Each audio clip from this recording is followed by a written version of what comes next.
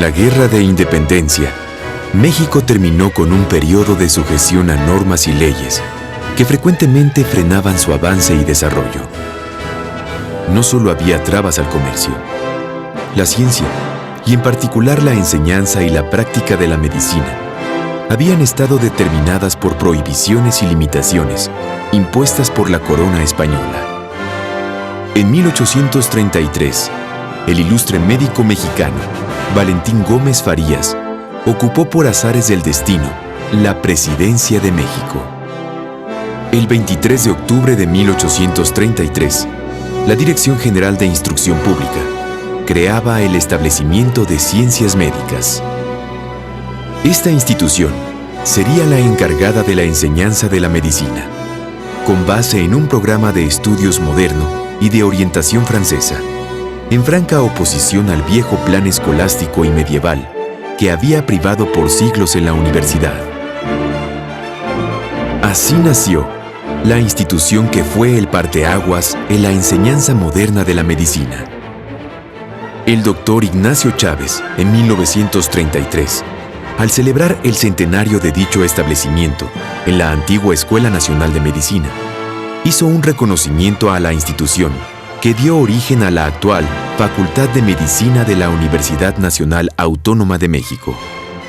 Pues como certeramente señaló en esa ocasión, esa fue nuestra cuna, esa es la hora de nuestro nacimiento. El antecedente colonial.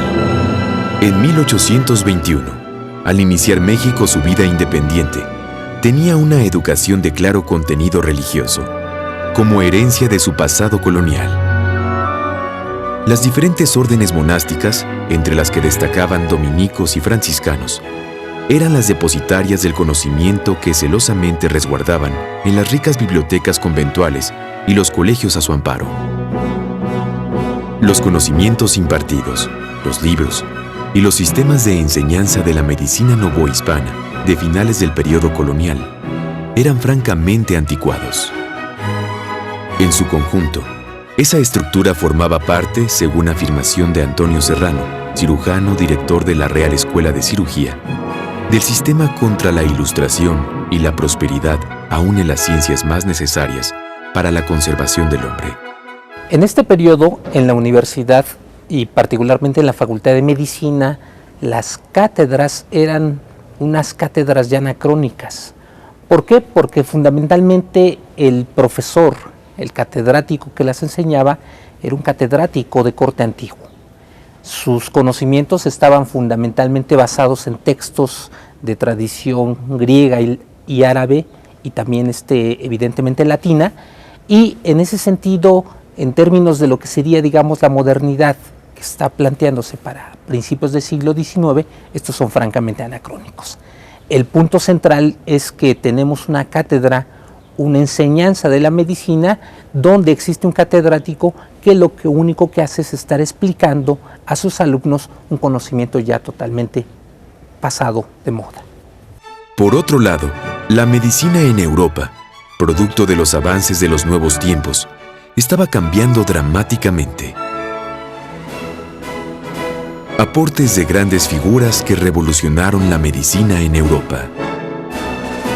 El médico italiano Giambattista Morgiani propuso el estudio sistemático de la localización de la enfermedad en los órganos del enfermo. Francisco Javier Bichat, médico francés, fue más allá al buscar la relación entre la enfermedad y la lesión en los tejidos, concebidos estos últimos como la unidad funcional del cuerpo humano. A finales del 18, la medicina en Francia no era considerada como ciencia. Tanto era así que los miembros de la Academia de Ciencias de París se oponían a que los médicos fueran admitidos en ella. Un hecho fortuito cambió la historia de la medicina en Francia y posteriormente en todo el mundo.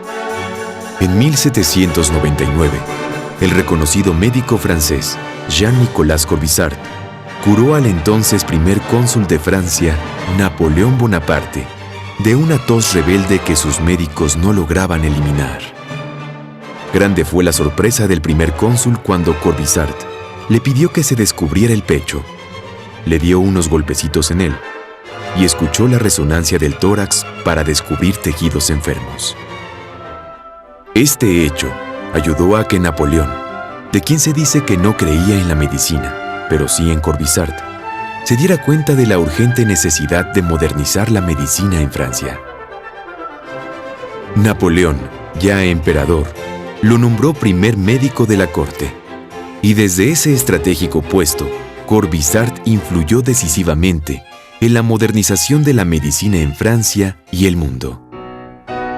Nicolas Corvisart orientó todo ese saber al diagnóstico por medio de la clínica, en tanto que la invención del estetoscopio de madera por Hipólito Jacinto Laennec permitió por primera vez ver el interior del cuerpo humano con el oído.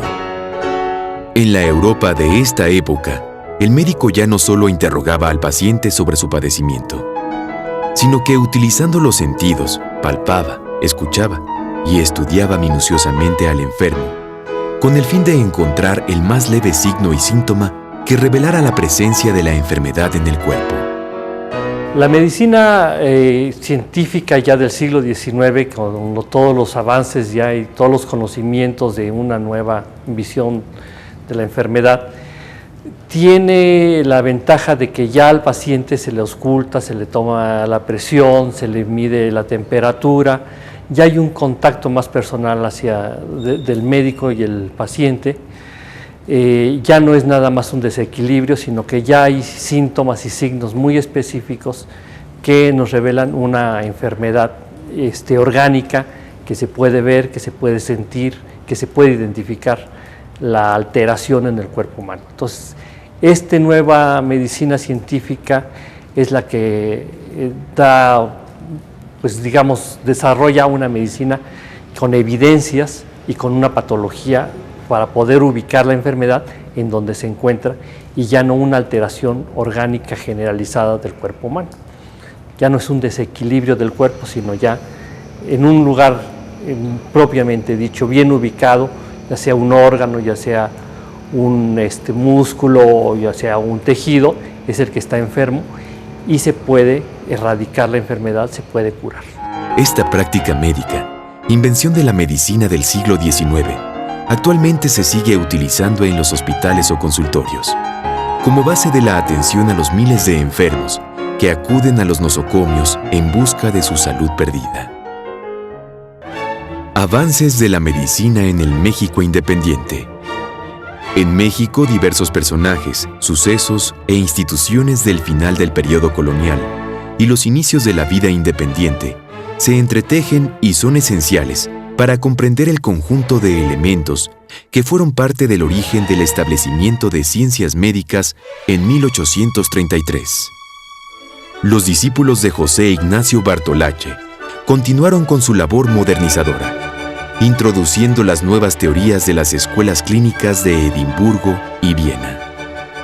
El doctor Luis José Montaña, uno de dichos alumnos, jugaría un papel de primer orden a inicios del siglo XIX, al iniciar el estudio de la clínica sobre el enfermo y al proponer la sustitución del ya obsoleto sistema humoral por las ideas de Boerhaave, Cullen y Haller sobre la enfermedad.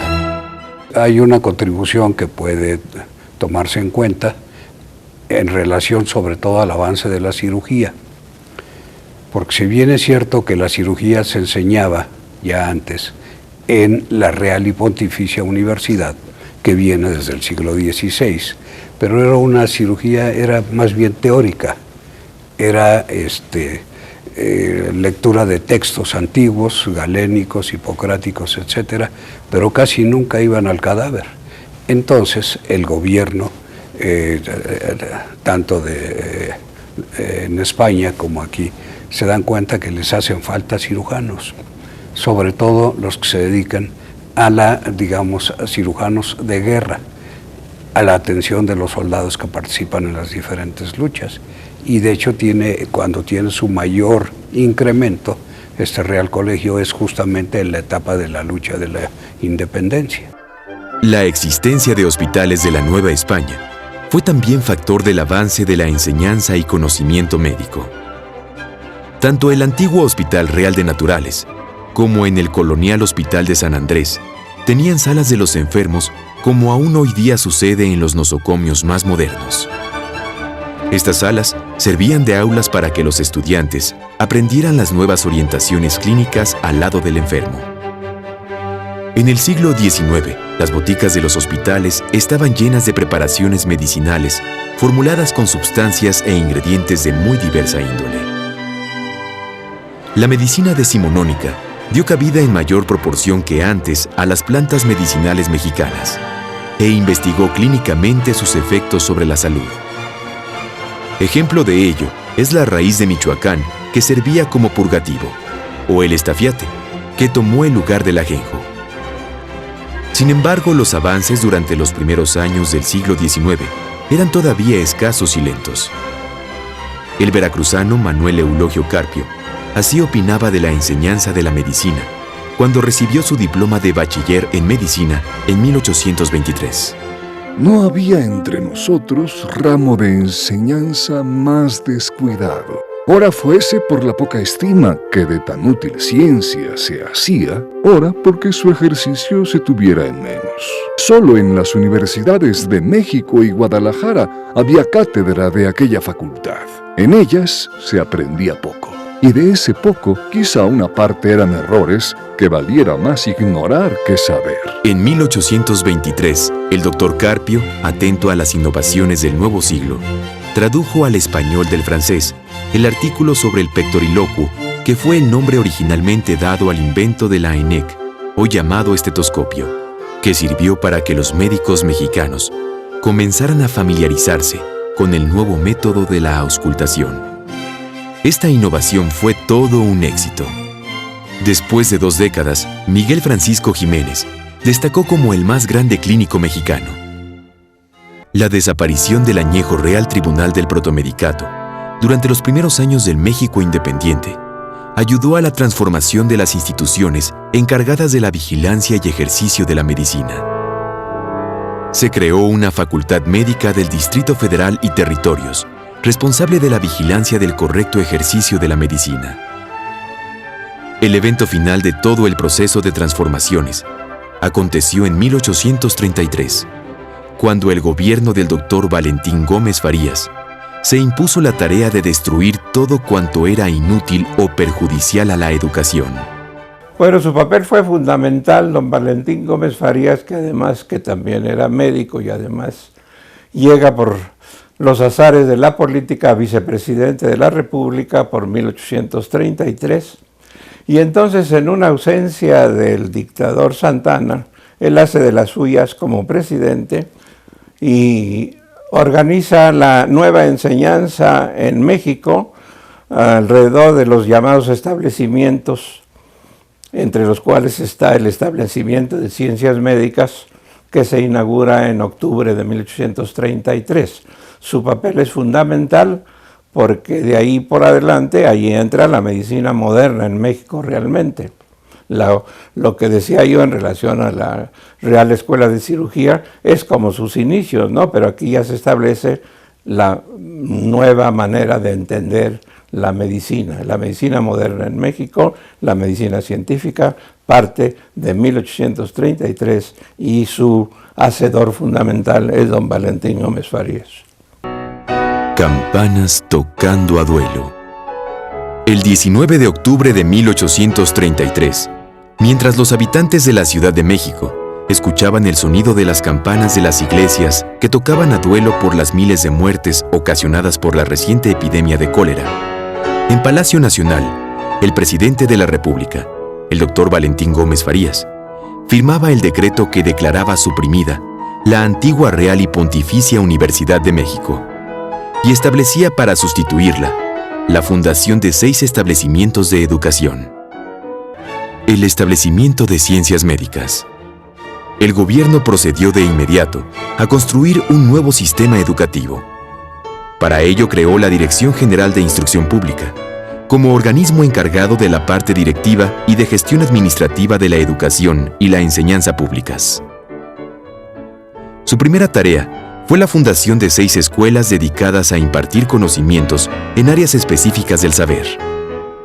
Estudios preparatorios, estudios ideológicos y humanidades, ciencias físicas y matemáticas, ciencias médicas, jurisprudencia, ciencias eclesiásticas.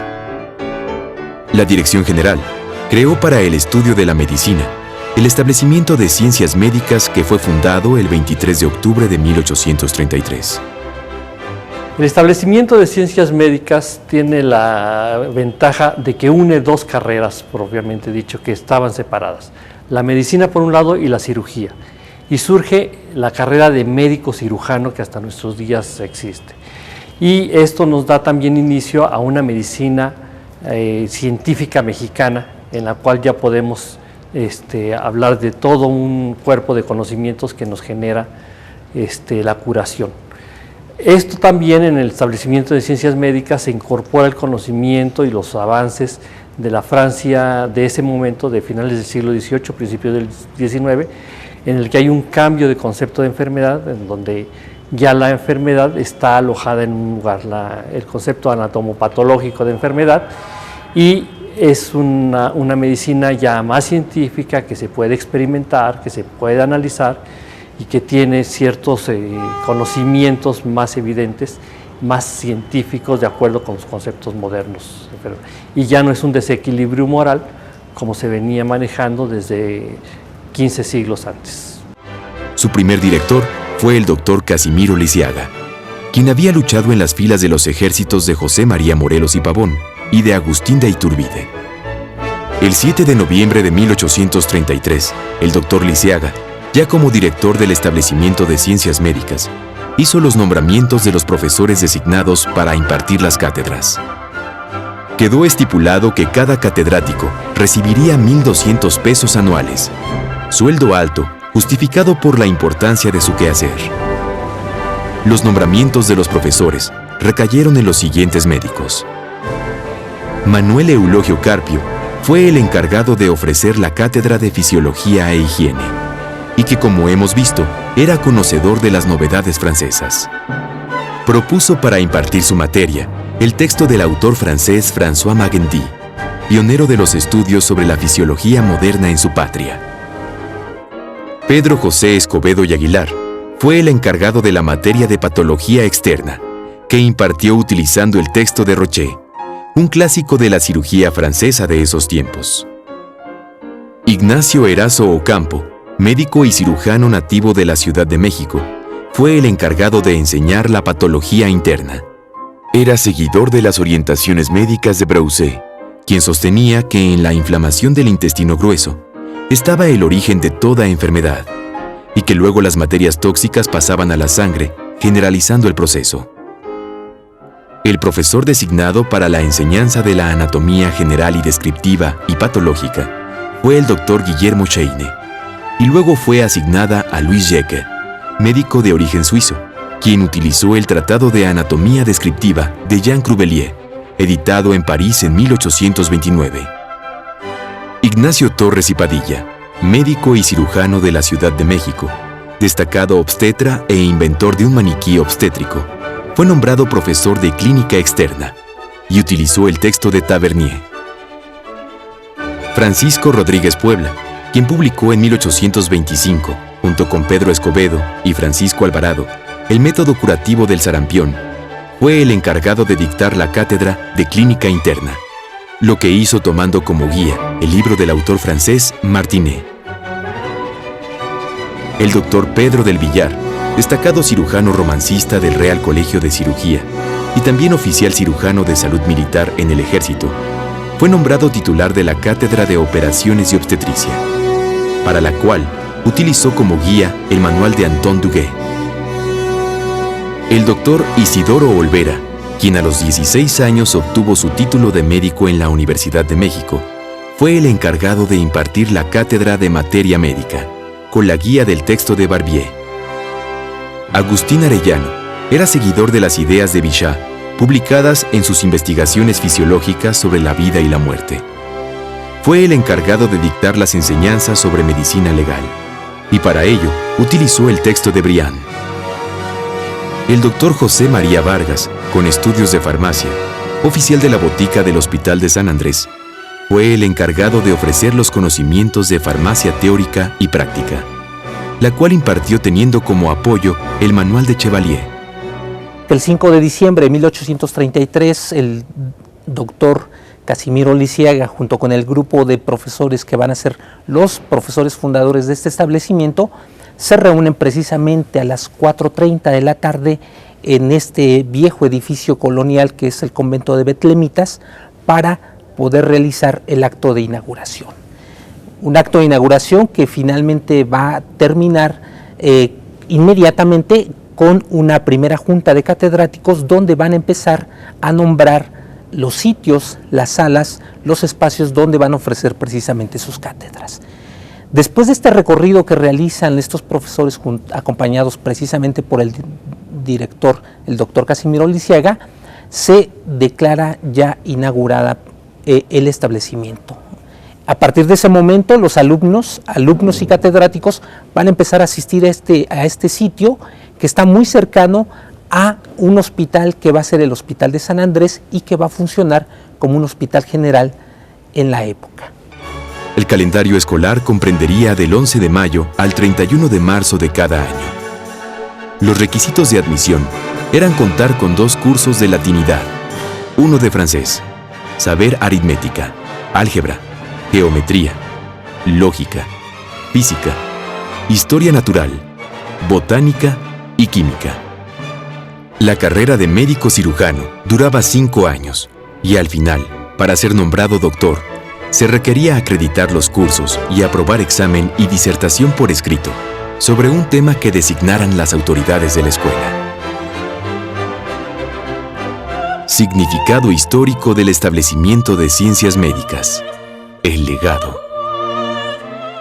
El establecimiento de ciencias médicas es la primera institución moderna para la enseñanza de la medicina en el país después de la independencia. 12 años después de la independencia, queda anulada la universidad y se abre este establecimiento junto con otros 5 que iban a enseñar otro tipo de ciencias. En lo que toca a la medicina, que es lo que corresponde al establecimiento de ciencias médicas, lo que se pretende es abrir las puertas a la modernidad, a los últimos conocimientos del momento e incorporarlos en el plan de estudios totalmente diferente al de la vieja universidad. El modelo es francés. Se habían analizado lo que se enseñaba en la escuela de Edimburgo, lo que se enseñaba en Alemania, y se escogió Francia como modelo, de hecho la escuela de París, fundamentalmente por la calidad de la enseñanza clínica. La observación se dirige al enfermo.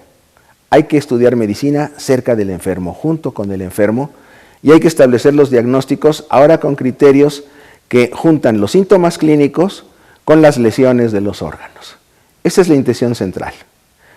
Esta moderna formación se complementaba con el dominio de la patología externa e interna. Gracias al conocimiento de la clínica externa e interna, aportación también de la Escuela Clínica Francesa. Los médicos en México se formaban de acuerdo con el modelo de Galeno y de Hipócrates, que seguramente ya lo han visto en otros programas, ¿no? A partir de 1833 se cambia el modelo y quien sirve de guía es la medicina francesa y particularmente entonces prácticamente todos los textos que se estudian son de origen francés. Entonces es un cambio radical. Diríamos otra vez que ahí se inicia la medicina científica en México, se integra la medicina y la cirugía en una sola especialidad o en una sola carrera, porque antes había médicos y cirujanos, y los cirujanos a su vez se dividían en cirujanos romancistas y cirujanos comunes y corrientes, ¿verdad? Y estaban separados hasta jerárquicamente de la medicina.